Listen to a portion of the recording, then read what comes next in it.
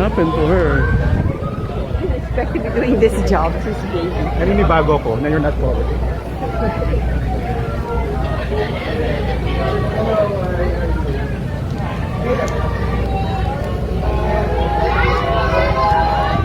Kagulat World.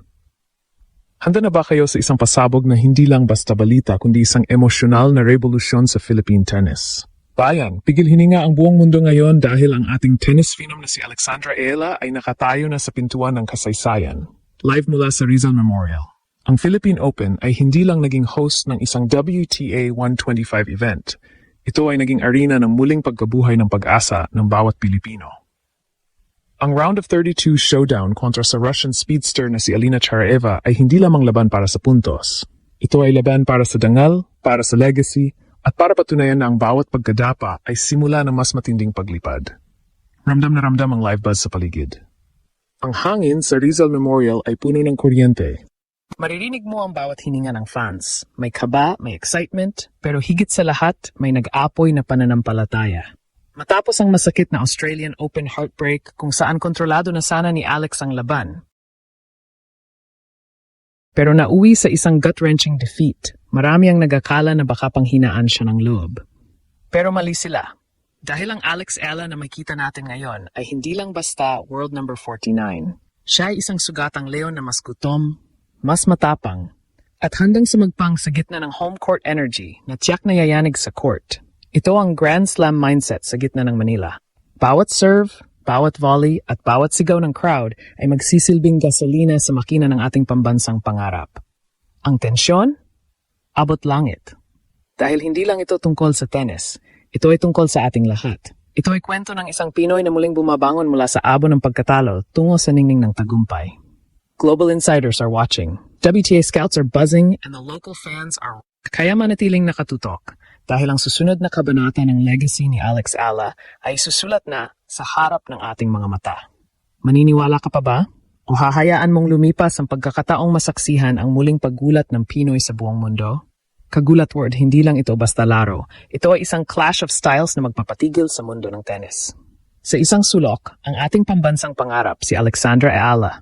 Ang world number 49 na bit-bit ang bigat at pag-asa ng isang buong archipelago. Sa kabilang sulok, ang Russian sensation na si Alina Charaeva. Alam nating lahat na si Charaeva ay hindi basta-basta kalaban. Kilala siya bilang Russian speedster dahil sa kanyang bilis sa baseline at kakayahang ibalik ang kahit na anong bitiw na bola. Pero ang tanong ng nakakarami, sapat ba ang bilis ni Charaeva para tapatan ang determinasyong nagmumula sa isang pusong Pilipino? Ang laban na ito ay isang tactical chess match sa gitna ng Rizal Memorial. Si Alex Ela ay kilala sa kanyang power baseline game, yung mga mabibigat na forehand na tila bala ng kanyon na humahati sa court. Ngunit dito papasok ang conflict. Sariwa pa si Alex mula sa isang masakit na karanasan sa Melbourne. Sa Australian Open, nasaksihan natin ang isang Alex Ela na kontrolado ang laro, dominante sa unang set, pero biglang kinapos sa dulo. Isang gut-wrenching defeat na nag-iwan ng malaking sugat sa kanyang kampanya. Maraming analistang nagtatanong, nakuha na ba ni Alex ang tamang mental toughness para hindi na maulit ang meltdown na iyon?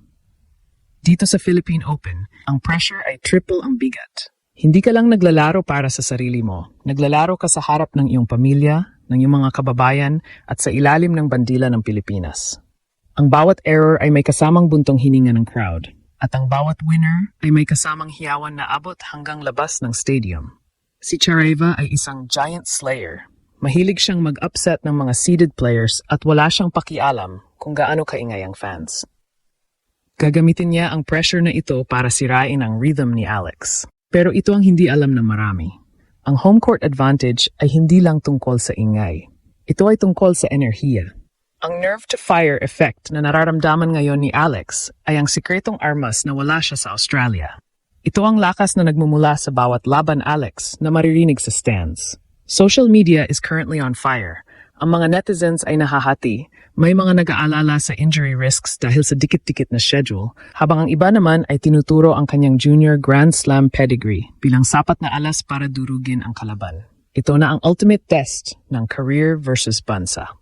Sa bawat palo ni Alex, daladala niya ang mensahe ng Pilipino, kahit kaano pa katindi ang heartbreak, ay marunong lumaban. Ang tensyon ay abot kamay na at habang papalapit ang unang serve, isa lang ang sigurado. Hindi papayag si Alex na muling makuha ang panalo mula sa kanyang mga kamay. Ito na ang simula ng kanyang redemption arc mula sa luha ng Melbourne patungo sa ningning ng Manila. Huwag kayong kukurap. Dahil dito na natin hihimayin ang bawat galaw sa loob ng court na nagpapayanig sa WTA radar. Ang bakbakang Eala at Chareva ay hindi lang palitan ng bola. Ito ay isang psychological warfare. Si Chareva ay papasok sa laban na ito na walang pressure. Siya ang underdog.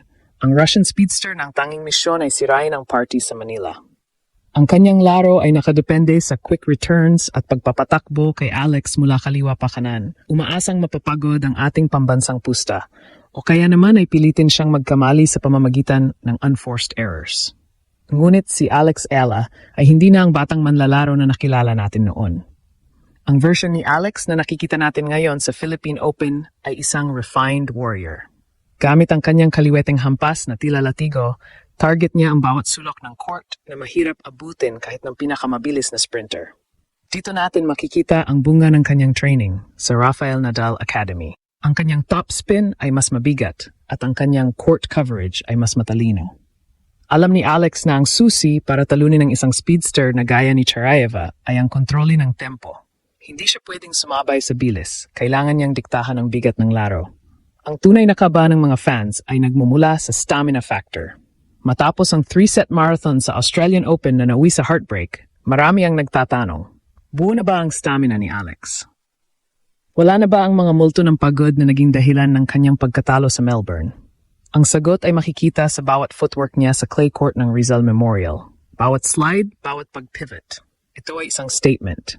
Si Alex ay nagpakita ng recent exhibition wins na nagpapatunay na ang kanyang conditioning ay nasa peak level.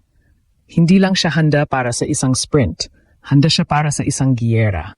Pero higit sa technical na aspeto, ang X-factor, dito ay ang emosyonal na koneksyon ni Alex sa paligid. Sa world-class tennis, ang mental game ay 90% ng tagumpay. Kapag ang isang player ay naglalaro sa home soil, mayroong dalawang pwedeng mangyari. Alinman sa maparalisa ka sa sobrang pressure o gamitin mo ito bilang extra lung para makahinga sa gitna ng pagod. Para kay Alex, ang home court vibe ay nerve to fire. Imbes na kaba, ito ay nagiging apoy. Nakikita natin ito sa kanyang mga mata, isang klaseng focus na bihira mong makita sa isang 20-year-old. Ang bawat puntos na makukuha ni Alex ay hindi lang dagdag sa scoreboard. Ito ay dagdag sa kumpiyansa ng isang bansa. Habang tumatagal ang laban, lalong lumilinaw ang pattern. Si Chareva ay nagsisimulang ma-frustrate dahil ang kanyang defensive wall ay unti-unting ginigiba ng mga laser-focused winners ni Alex. Ito ang sining ng pagbangon, ang pagkuha ng bawat piraso ng sakit mula sa huling pagkatalo at pagbuo nito bilang isang sandata na walang sinumang dayuhan ang makakatibag.